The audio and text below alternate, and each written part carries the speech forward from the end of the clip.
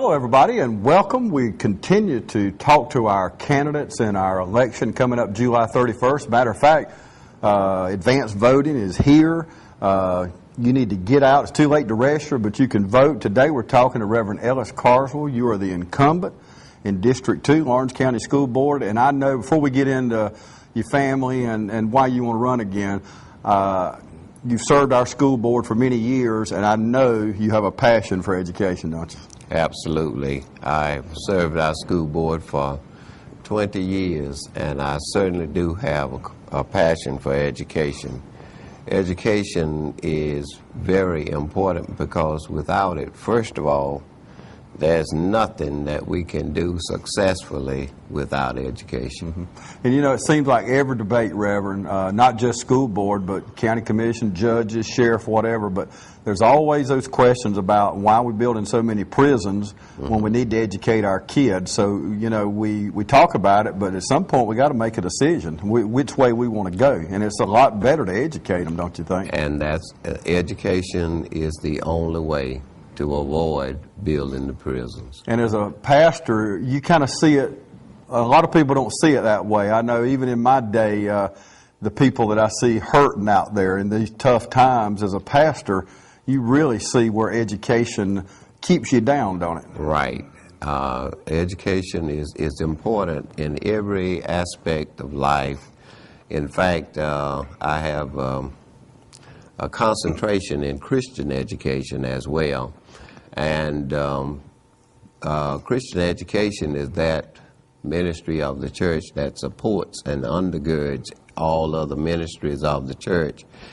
And likewise, in every other field, education is that support and that undergird that holds up everything. Mm-hmm. Everything that our nation is built on is surrounded by education. And you know, if you have a college education, I just saw this today, unemployment's only 4% with a college education. Of course, with skilled trade, we don't have enough. They say over the next 7-8 years, we're going to need 10 million skilled workers, people that, plumbers and electricians and people that, you know, before Michelangelo could paint, somebody had to build where he painted it at. That's you know, somebody's got to build the schools. There's something for everybody. So let's back up a little bit. Tell us about your family. Okay, my name is Ellis Carswell, and I'm married to Miss Dorothy White Carswell.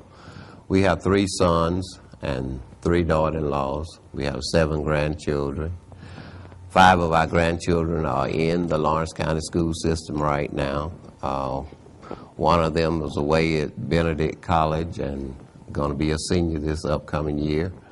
And the other one is here at the heart of Georgia. We are a happy family. My wife of 47 years. We've been married for that length of time, and that's a plus, I think, for our community.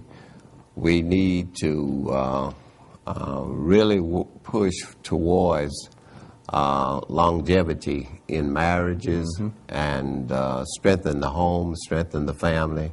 We can only do it through education. Yep. Yes, we certainly have a great family. Right. Busy around the holidays. You just had the 4th, and I know we talked off camera. You had a house full, didn't you? A house full. Especially naming all them out. Right. Let's talk a few things on the Board of Education. You have served so long. Where do we stand, like, in race to the top? Where do we stand in Lawrence County there? When we look at race to the top, we are certainly working towards that. We have made great achievements and great accomplishments in education here in Lawrence County. In fact, we've added on curriculum directors and such as Mrs. Donna Wynn, you probably were familiar with, and also Brother Jameson Stravick now is working along with that a bit. Miss Donna is leaving us, but during that time, many achievements have been made. Improvements, yes, and when we look at Lawrence County school system, we're looking at a system that is, I would say, in many areas we are equal with state. In many areas we are above state. There are only a few that we have that are below state average. And so we are definitely working towards that.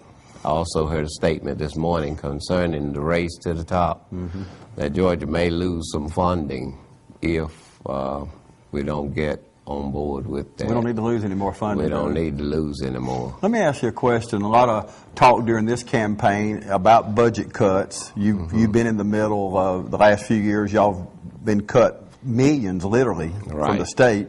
Therefore, y'all have had to cut. What about the idea of getting rid of all the assistant principals, putting them back in the class teaching, only use them when you need an assistant principal? Is that feasible? Well, let me answer that with a yes, a no answer, and the answer is no. That would not work. The reason why, first of all, assistant principals are earned. They are earned by the FTE count, the number of students that you have within your school. And based on the number of students in the school, it determines how many assistant principals we have. Well, we're already short in most of our schools. In fact, I was talking with one of our principals on yesterday. We have the middle school and the elementary school sharing a principal, assistant principal, over on the east side, which should not be. We should be able to have a principal in assistant principal in each one of those schools. There may be a misconception by some concerning the assistant principal, that all the assistant principal do is act in the absence of the principal, but the assistant principal has everyday duties that he performs, and sometimes his duties may be beyond those of the principal. So to have him in a classroom would not be wise, because if you had a person of that caliber in the classroom and you had to pull them out of the classroom, then instructions suffer. And to do that, you would have to pull them out every day. So you would have a you really not a lot of cut to the budget either way. No, you're not cutting the budget. You're cutting education. That's what you're cutting. Okay, wrong thing to cut, you reckon? Wrong thing to cut. Okay, before we go, we got to wrap it up, but a lot of new people constantly, you know, we've lived here many years, a lot of new people moving in, don't know you or your opponent, Reverend Carswell. Let's speak to that person. I know you want them to vote for you. It's time to get out and vote. What would you say to that person that don't know you or your opponent? I would say to the constituents of District 2, we have just elected a new superintendent, Mr. Rob Johnson, that has a lot of vision, a lot of new ideas for the Lawrence County school system. And my prayer is that you will go out to the polls and that they will vote for me, Reverend Ellis Carswell, vote to support and continue the vision with experience, proven, dedicated leadership. Vote for Reverend Ellis Carswell.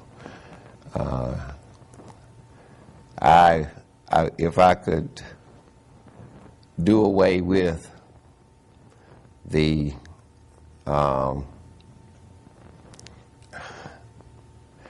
I would say if the one thing that I would love to do, if possible, if I could get rid of the furlough days in our school system. We're working on it, but with the cuts that we're getting now from the state, it's almost impossible to do it right now. but we have made moves in that area. Good. I know there's a lot of people welcome that news there. Yeah. We all want to get rid of them, get our Right. teachers doing Right. what they want to do and what we want them to do. Reverend Ellis Carswell, he is the incumbent in District 2, Lawrence County School Board. Please get out and vote, y'all. Early voting's already started. Get out and vote. The primary, July 31st. Thanks for joining us.